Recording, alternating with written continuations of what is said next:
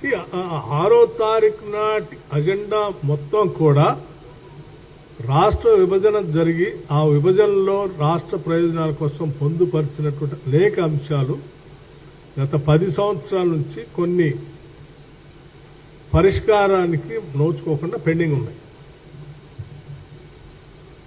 ఆ పరిష్కారానికి నోచుకోకుండా పెండింగ్ ఉన్నటువంటి రాష్ట్ర ప్రయోజనాలు పనికొచ్చే అన్ని కూడా అజెండాలో ఉంటాయి.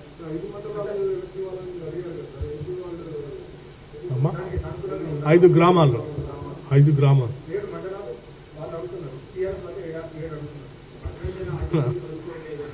అడిగిన ఆయనకి వారి చరిత్ర మర్చిపోతే ఎట్లా? రాష్ట్ర విభజన జరగక ముందు తెచ్చినటువంటి చట్టంలో 7 మండలాలు లేవు. 7 మండలాలు తెలంగాణకే ఉంది. విభజన జరిగిన తర్వాత ఈ రాష్ట్రం ఏర్పడిన తర్వాతనే టీఆర్ఎస్ ప్రభుత్వం అధికారంలో ఉండగానే కేంద్ర ప్రభుత్వం ఆర్డినెన్స్ ఇచ్చి 7 మండలాలని ఆంధ్రాకు అప్పచెప్పింది. 10 ఏళ్లు అధికారంలో ఉన్నారు.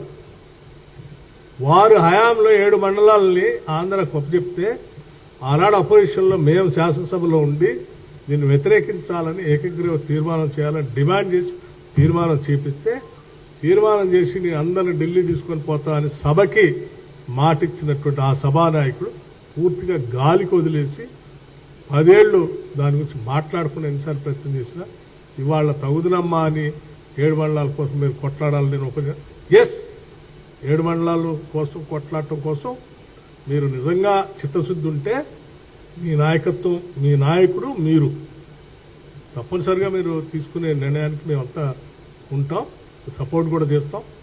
మేము అడిగాం ఆ రోజు, మీ వల్లనే అవి కోల్పోయాం. కాబట్టి ఎప్పటికైనా మీ చిత్తశుద్ధి నిరూపించుకోవడం కోసం మీరు ముగ్గురు దానికోసం ఒక దీక్ష చేయండి. 7 మండలాలు రావటమా పోవటమా ఏదో తెలుద్దాం. చేయండి. ఎందుకు వెనకపోతున్నారు? 10 ఏళ్ళు మీరే కదా కూర్చుని దానివల్ల నష్టపరచడం జరిగింది. దీక్ష కూర్చోండి.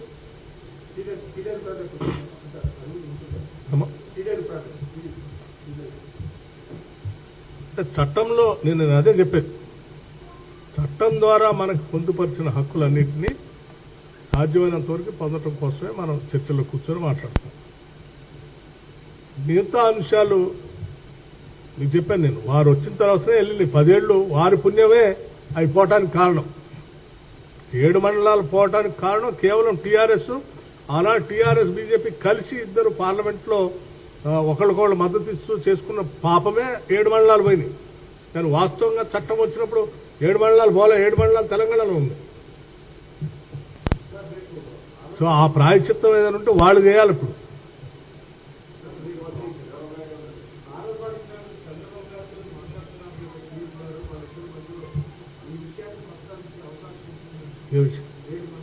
అవన్నీ అజెండా మేము చెప్పినప్పుడు